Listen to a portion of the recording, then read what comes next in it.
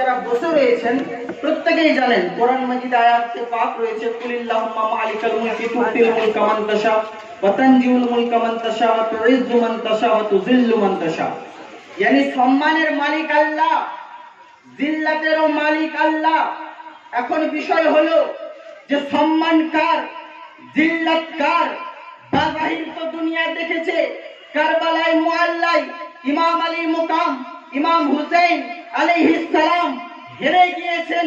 দুনিয়া জাহান বলবে যে বাজাহির তো ইমামে হুসেন হেরে গিয়েছেন, কিন্তু কারবালা পাকে ইমাম আলী মুকাম একটা মেসেজ দিয়েছেন, হে জামানাবাসী শোনো, বিশ্বযুদ্ধ ঘটেছে, ফার্স্ট ওয়ার্ল্ড ওয়ার হয়েছে, সেকেন্ড ওয়ার্ল্ড ওয়ার হয়েছে, পৃথিবীর বুকে তরায়নের যুদ্ধ আমরা দেখেছি, পানিপথের যুদ্ধ আমরা দেখেছি, ইন্ডিয়ান ফ্রিডম আমরা দেখেছি, ভারতের স্বাধীনতা সংগ্রাম আমরা দেখেছি, কিন্তু এমনটা কখনোই হয়নি যে লোক আজও কাঁদতে আছে ওই ডেটকে মনে করে করে।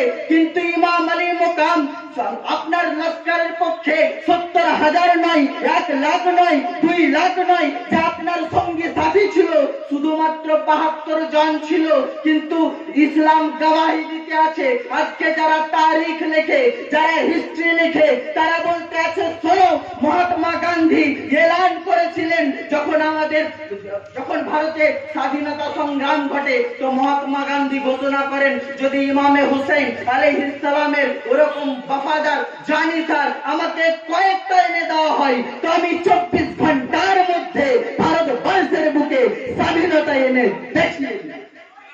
শুধুমাত্র 72 জনকে স্মরণ করে ইমাম হুসেন যে মেসেজ দিলেন, ও মেসেজ হলো এই যে জামানাবাসী, মেসেজ হলো এই যে আল্লাহকে নিয়ে হেরে যায় প্রকৃতপক্ষে ও জিতে যায়, আর যে আল্লাহকে ছেড়ে জিতেও যায় দুনিয়ার চোখেও আখিরাতের চোখেও সে হেরে যায়।